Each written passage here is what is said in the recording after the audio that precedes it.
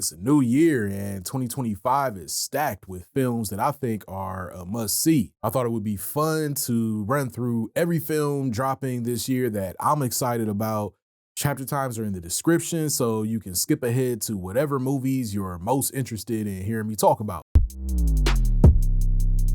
I'll start off with a handful of movies that we don't know the actual release date for yet. First is Warfare, which is an A24 Alex Garland film about a platoon of American Navy SEALs in the Iraqi War, told in real time. It was written by an Iraqi War veteran, and man, just check out that trailer. It looks gritty and like it's gonna put the realities of war right in our faces.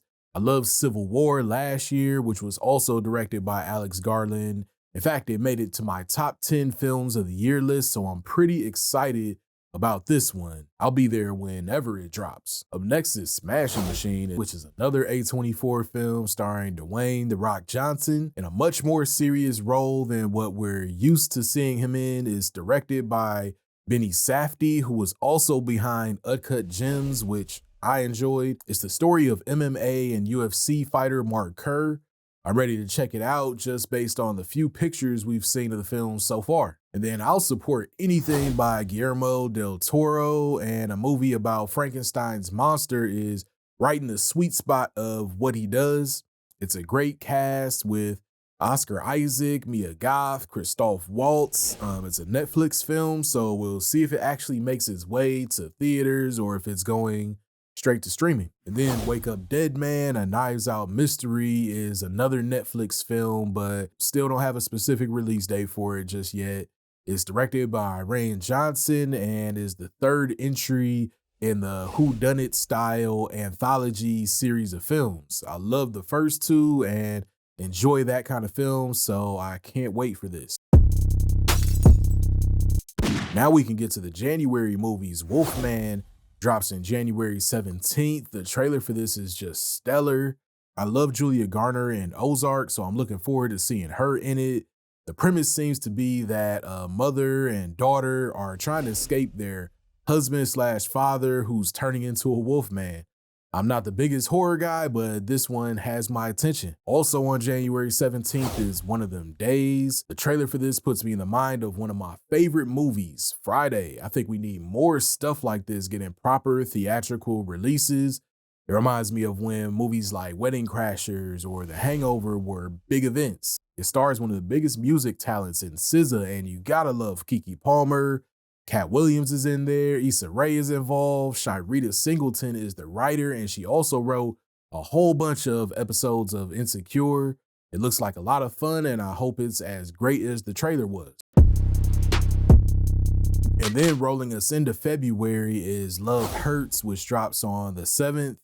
If David Leitch and Chad Stahelski taught us anything, is that we need to pay attention to movies directed by former stunt people. If the trailer for Love Hurts is any indication, we have one more movie that'll support that hypothesis. It's directed by Jonathan Esubio, who's been a fight coordinator on countless films that we all love. And it stars Ki Uy Kwan, who was dope in Everything Everywhere All at Once. And this movie looks really cool and stylish. I'm always there for some new MCU stuff, especially Anthony Mackie's first outing leading a film as our new Captain America.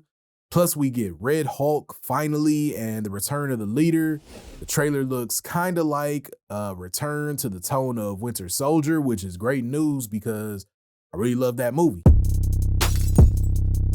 Mickey 17 drops March 7th, and in it, Robert Pattinson plays a man who signed himself up to work dangerous jobs off planet.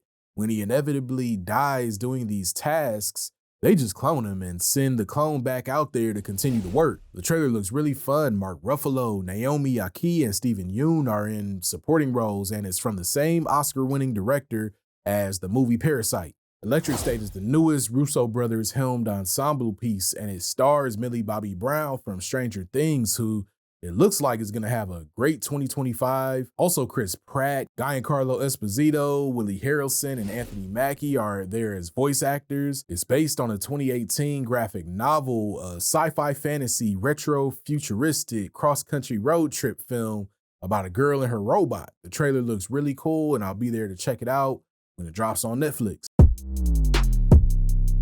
The Amateur drops April 11th and stars Rami Malek, who I'm a big fan of from his days on Mr. Robot. Here he plays a hacker type of character working for a government agency whose wife has just been killed. Looks like he's going to be using his tech skills and connections to get revenge on the people responsible. John Bernthal and Lawrence Fishburne are in it too. It could be dope. And I can't wait for Sinners on April 18th. Ryan Coogler is one of my favorite young directors out there. I've enjoyed everything he's done so far and just like the way that he thinks about filmmaking. Michael B. Jordan has been in, I think, all of his films, so I'm glad he's starring in this one. It's their 5th movie together. The first trailer looked really promising, and it also featured Haley Steinfeld. What we know so far is that vampires are involved. Michael B. Jordan plays twins, and it takes place in the 30s, and it's his first time not doing a superhero movie in a while. The Thunderbolts drops May 2nd. It's another one from the squad over at Marvel. I'm not quite as excited for this as the others that are releasing this year, but I did quite enjoy that trailer. I'm interested in the dynamic between the ensemble. Florence Pugh seems like she's gonna kill it, and I want to see what they do with the MCU version of Sentry. On May 23rd, we get Mission Impossible Final Reckoning, and from the title to a lot of the language in the trailer, there's a lot of hinting at this being a closing chapter in some way for this franchise. Could this be the last Mission Impossible film? Tom Cruise's last? The trailer shows us some big stunts and also hints at some big stakes. And they need to finish the story that Reckoning started. Bring it on. There are very few franchises that I love more than the John Wick films, and on June 6th, we get a new spinoff starring Ana de Armas, who I'm a fan of. First trailer was exactly what I needed to see, and I'll be there to check it out. And on June 20th, we get 28 years later, and who would have thought that all these years later, we get another film in this franchise? I'm mad that they skipped 28 months later and went straight to years, but I can't wait for this. The trailer couldn't have been any cooler. The Rage Zombies are back. Cillian Murphy is back. Danny Boyle is back, and we get Aaron Taylor-Johnson starring. That's plenty for me. If you just saw my top car movies list, then you know I can't get enough of this stuff. F1 stars Brad Pitt, Damson Idris, and was shot during the British Grand Prix in 2024. It's from the same director as Top Gun Maverick and Tron Legacy. I got a good feeling about this one. All the Jurassic Park and Jurassic World movies have been fun to me. It seems like this one is starting up maybe a new trilogy. We get Scarlett Johansson starring alongside Mahershala Ali, directed by, get this, Gareth Edwards, whose credits include cool movies like The Creator, Star Wars Rogue One, and the underappreciated 2014 Godzilla movie. I'll be interested to see how this one ties into the previous films since it's an all-new cast. And we finally get a new Superman movie on July 11th. This might be my most anticipated film of the year. It's the first of July's big 1-2 superhero punch. It's the proper start to the new DC film universe, directed and written by James Gunn, who is really good at this kind of movie.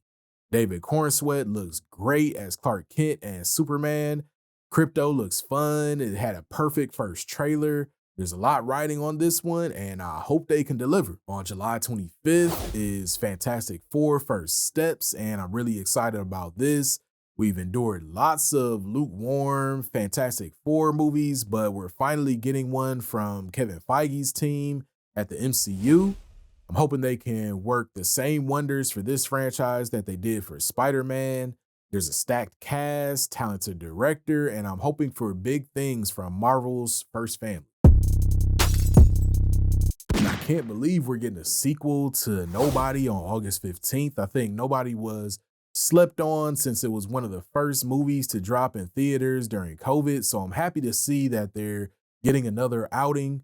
Bob Odenkirk is back and Derek Kolstad is back on writing duties. We still get involvement from producers David Leitch and Chad Stahelski, but I'm not familiar with this new director. I'm still excited for it though. So my excitement from him, which drops September 19th, really comes from Jordan Peele being a producer. I've liked other stuff that he produced, like Monkey Man, so I'm hoping that says good things about this. It also stars Marlon Wayans, who is iconic in his own right, so let's see what they put together. I think I liked the last Tron movie a lot more than most people.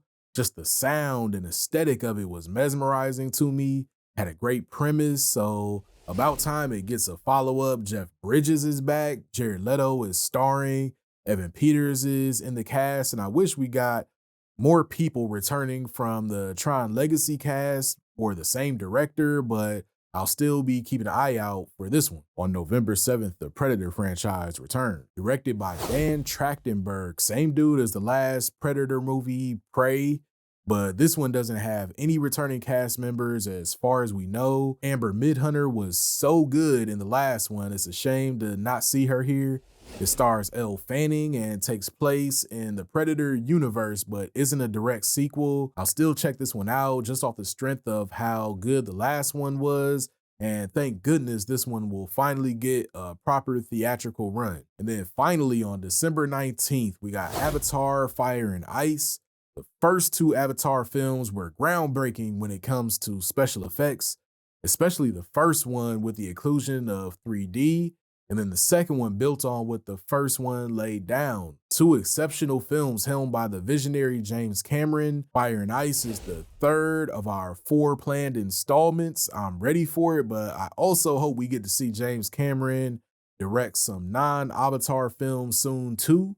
I love the franchise, but you don't want to overdo it. I'm excited though, and we'll check it out as soon as humanly possible. So that's my list, but I'm interested in hearing what you're excited for in the comments too. And if you enjoyed this video, I bet you'd like this one too.